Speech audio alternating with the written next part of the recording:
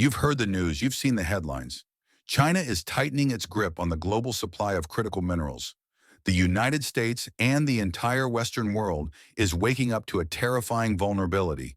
And right next door, Canada is sitting on a geological lottery ticket, a treasure chest of rare earth minerals potentially worth trillions of dollars. The story is compelling. It's a story of opportunity, of a strategic shift, of Canada stepping up to become the reliable resource powerhouse the world desperately needs. According to Natural Resources Canada, the country holds an estimated 15.2 million tons of rare earth oxides, a vast untapped fortune waiting to fuel the green revolution and the high-tech defense industries of the future. But is this a realistic economic race, or is it just a geopolitical fantasy? Is this a story of a new industrial dawn for Canada, or is it a pipe dream that will crash against the hard wall of reality? The media, the politicians, they all talk about mining. They point to the vast Canadian shield and talk about digging rocks out of the ground. But they forget to talk about the one thing that actually matters, the one thing that defines this entire global power struggle, and that one thing is processing. In this video, we are doing the reality check that the headlines won't. We are not going to talk about rosy scenarios. We are going to follow the numbers, the logistics, and the inconvenient truths. We are going to find out the real price of trying to beat China at its own game.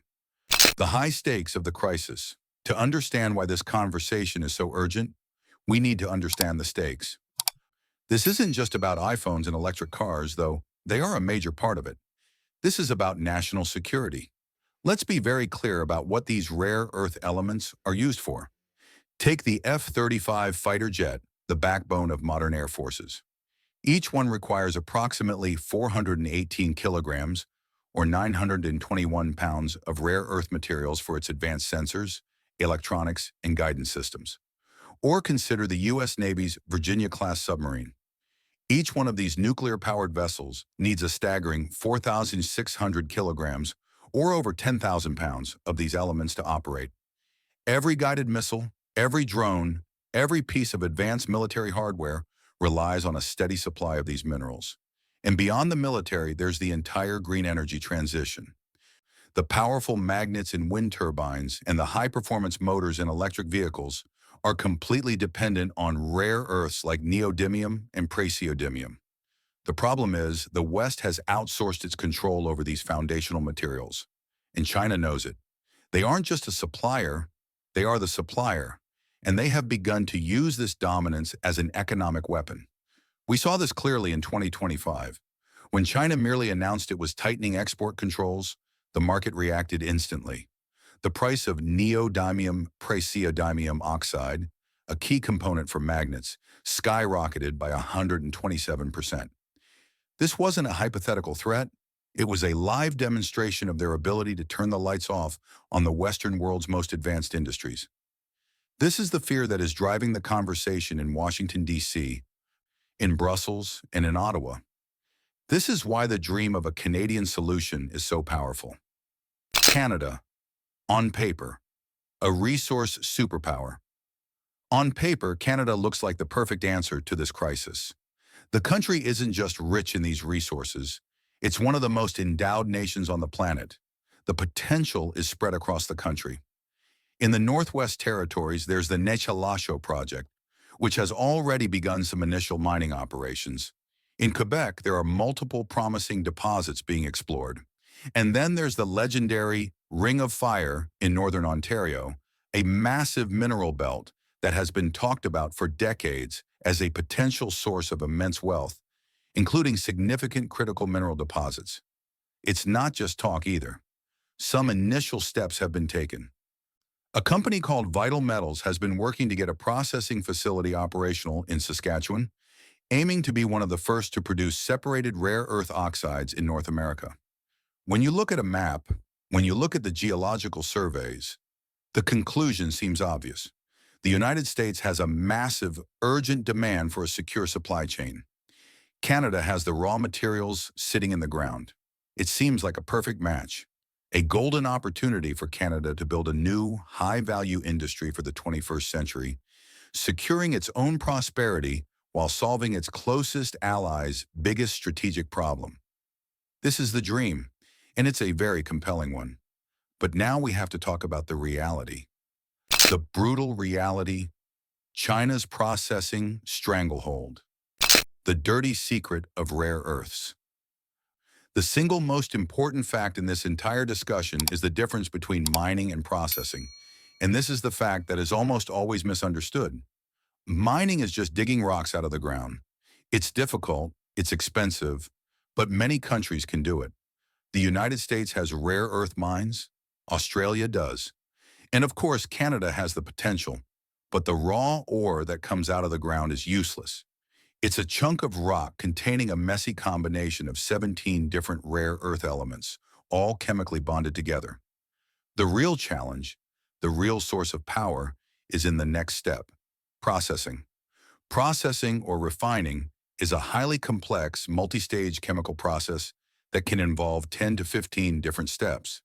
It involves crushing the ore and then using a barrage of acids, solvents, water, and other chemicals to painstakingly separate each of the 17 elements from one another. This is not mining. This is heavy industrial chemistry, and this is where China's dominance is absolute. Let me give you the single most important number of this video, courtesy of the U.S. Geological Survey. China mines around 70% of the world's raw rare earth ore, but it processes nearly 90%. Let that sink in. Even the ore that the United States currently mines at its Mountain Pass facility in California is put on a ship and sent to China because they are the only ones with the industrial scale to process it economically. Let me offer an analogy. Mining is like growing coffee beans. Processing is like owning 90% of the world's coffee roasters, coffee shops, and delivery trucks. It doesn't matter who grows the beans if you control every other step of the process that turns that bean into a cup of coffee. That is the position China's in. They control the entire value chain. And understanding why they have this control is the key to understanding why Canada's dream faces such enormous hurdles. Why China really dominates. China's stranglehold on rare earth processing didn't happen by accident. It was the result of a deliberate state-directed industrial strategy that began over 30 years ago.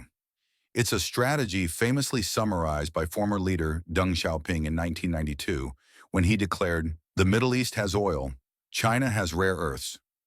This wasn't just a statement of fact, it was a statement of intent. They achieved this dominance through three key advantages that are almost impossible for a Western nation to replicate. First, state subsidies and a strategy of predatory pricing. For decades, particularly in the 1990s and early 2000s, China pursued what became known as the white cabbage price strategy. They flooded the global market with rare earths sold at, or even below, the cost of production. The goal was simple: to make it economically impossible for any foreign mine to stay in business. Chinese rare earth companies, being either state-owned or heavily subsidized, could absorb these losses indefinitely. They received cheap loans, cheap energy, and direct financial support. This means they can operate on margins that would bankrupt a private Western company in months. They can undercut any competitor on price, weaponizing the market to drive rivals out of business whenever a threat emerges.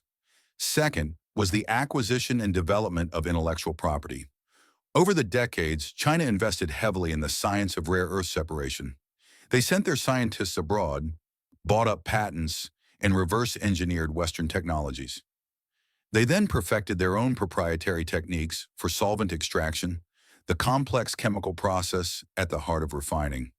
They built up a deep well of engineering talent, a specialized workforce, and an institutional knowledge that simply does not exist at scale anywhere else in the world.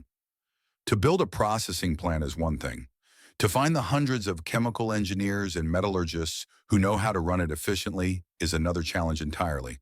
But the third, and arguably the most important advantage, is what we could call the environmental advantage. And I use that term with heavy irony. The truth is that rare earth processing is an incredibly dirty, toxic business. The process involves vast quantities of hydrochloric acid, sulfuric acid, and other dangerous chemicals. And for decades, China was willing to pay an environmental price that no Western democracy would ever accept. The most infamous example is in Baotou, Inner Mongolia, the world's capital for rare earth production. There you can find vast, eerie tailings ponds, artificial lakes filled with a toxic sludge of chemical and radioactive waste from the nearby processing plants. This waste, which contains acidic compounds and low-level radioactive elements like thorium, has contaminated groundwater, poisoned farmland, and created a stark, barren landscape that looks like something from another planet. This is the environmental cost of the cheap rare earths that power our modern world. It's a cost that was paid by the people and the environment of regions like Baotou. It is a cost that allowed China to build its monopoly.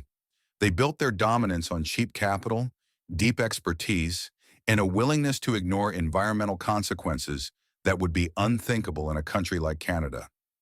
This is the machine that any competitor is up against, and we have a perfect historical example of what happens when a Western company tries to go head-to-head with this machine.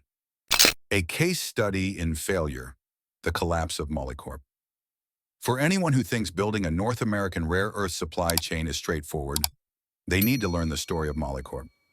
For many years, the Mountain Pass mine in California, operated by Molycorp, was the world's largest producer of rare earths.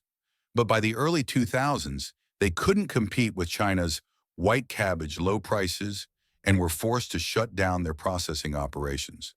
Then around 2010, after a diplomatic spat where China threatened to cut off supplies to Japan, prices for rare earths spiked and a panic set in across the Western world. Molycorp saw an opportunity. It was a story that sounds very familiar to what we are hearing about Canada today. They raised over $1 billion from investors, reopened the mine, and embarked on an ambitious project they called Project Phoenix. They invested a staggering $1.25 billion to build a brand new state-of-the-art processing plant in the United States. They were going to bring the entire supply chain back home. So what happened? In 2015, Molycorp filed for bankruptcy. The entire project collapsed into a spectacular failure. The reason why is a brutal lesson in market economics. Even with their brand new expensive facility, they still struggled to compete on cost. The chemical processes were complex, the operating costs were high, and at their peak, they were still sending some of their raw materials to China for certain final refining steps because it was simply cheaper. But the final blow, the nail in the coffin, came when China decided to kill the competition. In response to Molycorp's revival, China loosened its export quotas, once again flooding the global market with cheap rare earths. The price of the minerals, which had been artificially high, collapsed. Suddenly, Molycorp's expensive American-made product was far too costly to be competitive. Their revenues plummeted, they defaulted on their loans, and they could no longer service the massive debt they had taken on to build their dream factory. The failure of Molycorp is the inconvenient truth at the heart of this issue. It proves that in this market, a private company doesn't compete with another company. You compete with the full force of the Chinese state. And it's a state that has demonstrated it is willing and able to manipulate the global market to crush any emerging competitor. This history hangs like a dark cloud over every new proposal, every new investment, and every optimistic headline about Canada's rare earth potential. The Canadian reality check, the three great hurdles. So, with this context in mind, let's apply a sober reality check to the Canadian dream. Canada has the rocks in the ground. That is not in dispute. But to turn those rocks into the materials needed for an F-35 or an electric vehicle, it must overcome three immense hurdles. Hurdles that are fundamentally different from the challenges China faced when it built its industry. These are the environmental hurdle, the capital hurdle, and the timeline and infrastructure hurdle. Hurdle number one, the green trap. The first and perhaps largest hurdle is what I call the green trap. This is the central paradox of the clean energy transition. To build a green economy full of EVs and wind turbines, we need to mine and process some of the dirtiest materials on Earth, and Canada operates under a completely different set of rules than China. The Canadian legal framework for mining is one of the most stringent and complex in the world. It's a multi-layered system designed to protect the environment and respect human rights. But it is also incredibly slow. First, there's the federal level, governed by the Impact Assessment Act. This requires any major project to undergo extensive, multi-year studies to assess its potential environmental, social, and health impacts. Then there's the provincial or territorial level. Each jurisdiction, whether it's Ontario, Quebec, or the Northwest Territories, has its own powerful Ministry of the Environment and its own set of laws and regulations that a project must comply with. A project needs approvals from both levels of government. And critically, woven through all of this is the constitutional duty to consult with First Nations and Indigenous communities. This is a legal obligation affirmed by the Supreme Court of Canada for the government and companies to consult with and accommodate the concerns of any Indigenous group whose traditional lands or rights might be affected by a project. This is a fundamental part of the Canadian legal landscape, and it's a process that rightfully ensures local communities have a voice. It is also a process that adds years, and sometimes decades, to a project's timeline, often involving legal challenges that can go all the way to the Supreme Court. We have seen this play out time and time again. The proposed Prosperity Mine in British Columbia, for example, spent over a decade in the environmental review process before ultimately being rejected due to concerns from local First Nations and its potential impact on fish-bearing lakes. Now let's add the specific, dirty chemistry of rare earth processing into this already complex legal framework. As we discussed, the process uses a cocktail of harsh chemicals to dissolve the ore. But the most difficult byproduct, the one that makes regulators and communities most nervous, is radioactive waste. As the U.S. Environmental Protection Agency confirms, the process chemically concentrates naturally occurring radioactive materials that are found in the ore, specifically thorium and uranium. This creates what is known as TNORM waste, technologically enhanced naturally occurring radioactive material. It's typically low level, but it is still radioactive, with a half-life that can be thousands of years. It needs to be managed and stored safely, essentially forever. This raises the politically toxic question: where do you put this waste? In whose backyard are you going to build a permanent disposal facility for low-level radioactive material? This is a political and social nightmare that can stop a project dead in its tracks for years. When you combine this complex legal framework with the specific challenges of radioactive waste, you get a project timeline that is simply staggering for the modern economy. According to the International Energy Agency, the global average timeline for a mining project, from the point of discovery to the first day of production, is 16 years.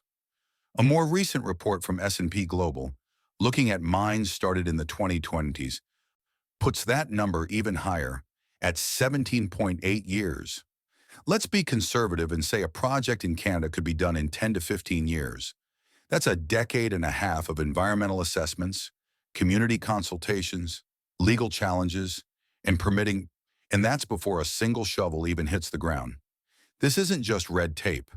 This is the fundamental cost of operating in a democratic society that values environmental protection and Indigenous rights. It's a cost China never had to pay. Hurdle number 2, the capital hurdle. The second great hurdle is the sheer cost of it all and the psychology of the investors who are being asked to provide that capital. The numbers are daunting. Let's break down the capital expenditure, or CapEx, required for a hypothetical project. First, you need the mine itself. A modern rare earth mine, depending on its size and location, can cost anywhere from $500 million to over $1 billion just to build. But remember, as we've established, the mine is the easy part. The rocks are worthless without the next step. You then need the specialized processing and refining plant.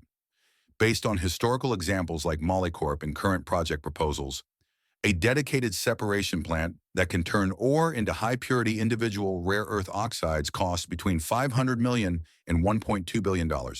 And the most expensive and technically difficult part of that plant, the complex solvent extraction circuit, can account for a third of that cost alone. So you're already looking at a price tag of $1 to $2 billion for a single, vertically integrated mine and processing facility. But that's only if the mine is conveniently located next to a highway with a power line.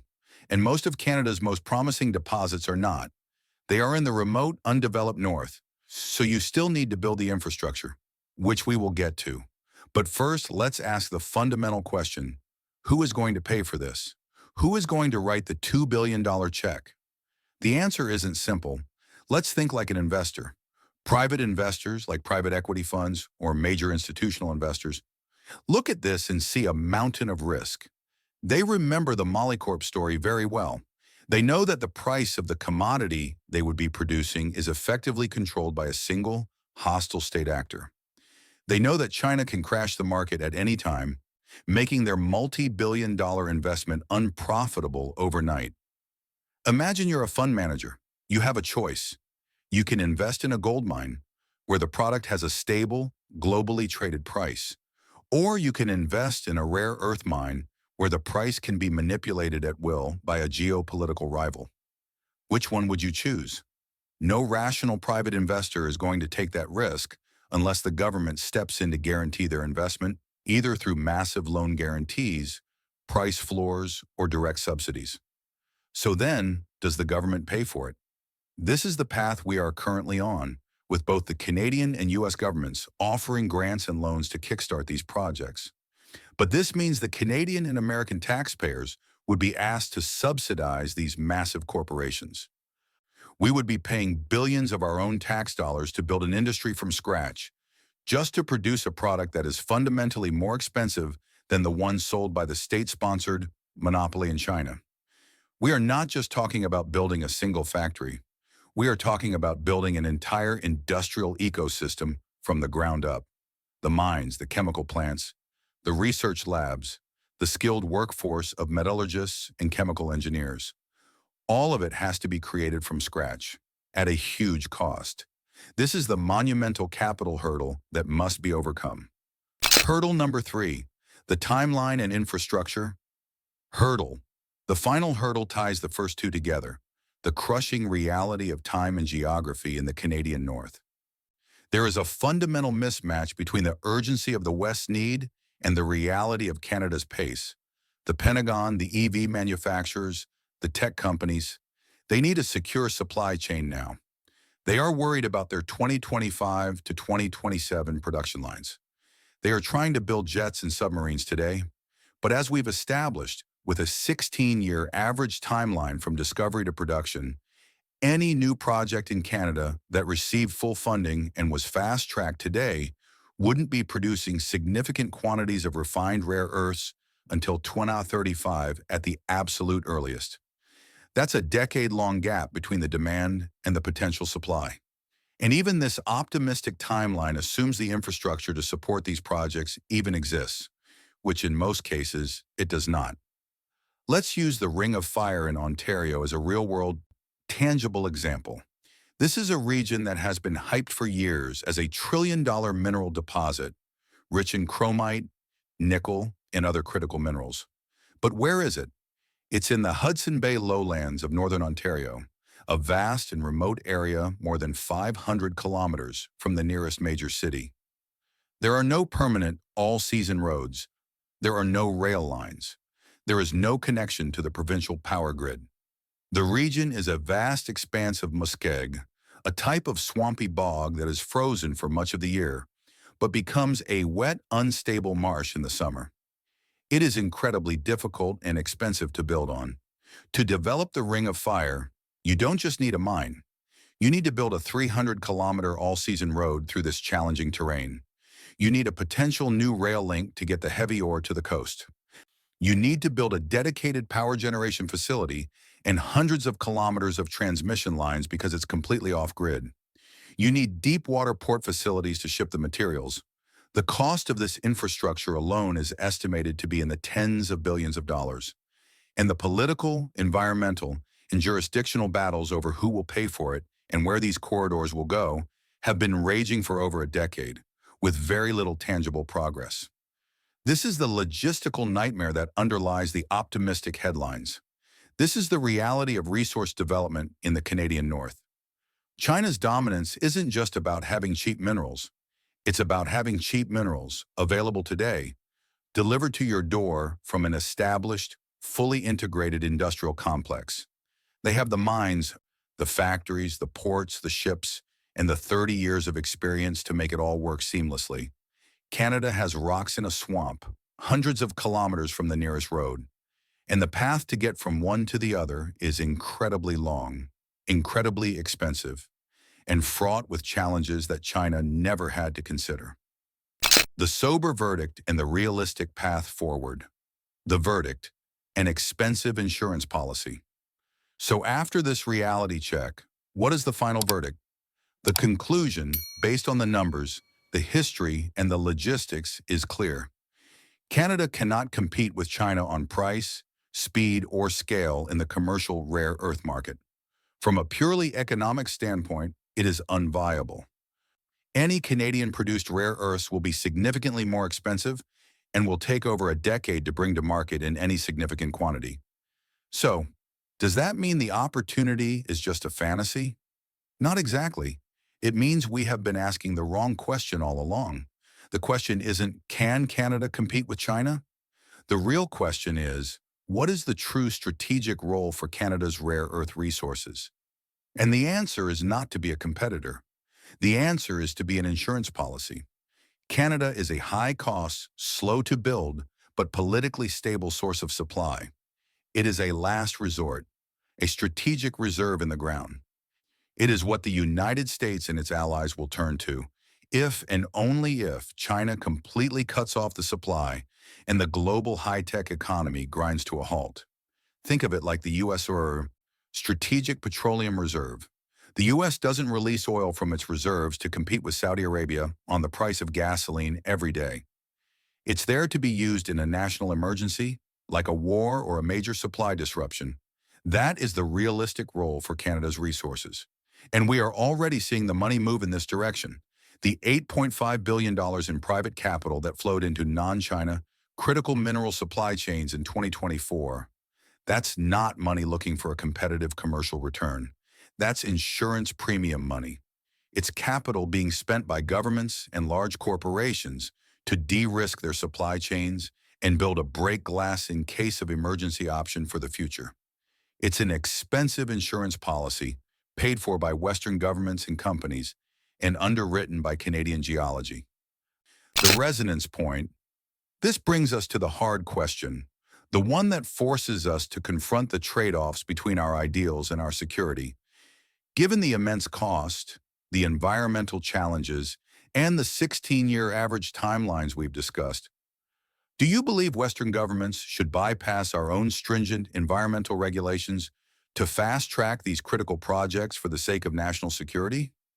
Or must we stick to our standards, our environmental laws, and our duty to consult, even if it means effectively losing this resource race to China? Let me know your thoughts in the comments below. It's a difficult question with no easy answer. The flywheel CTA. But if Canada is facing these massive hurdles for rare earths, what about the other major resource project everyone talks about? In our next video, we'll apply this same reality check to Ontario's Ring of Fire to see if that trillion-dollar promise is also just a pipe dream. Click the link on screen to watch that analysis next. Standard calls to action. If you found this analysis valuable, please consider subscribing to the channel for more content that goes beyond the headlines. And if you want to support this kind of independent research, you can become a channel member by clicking the join button below. Thank you for watching.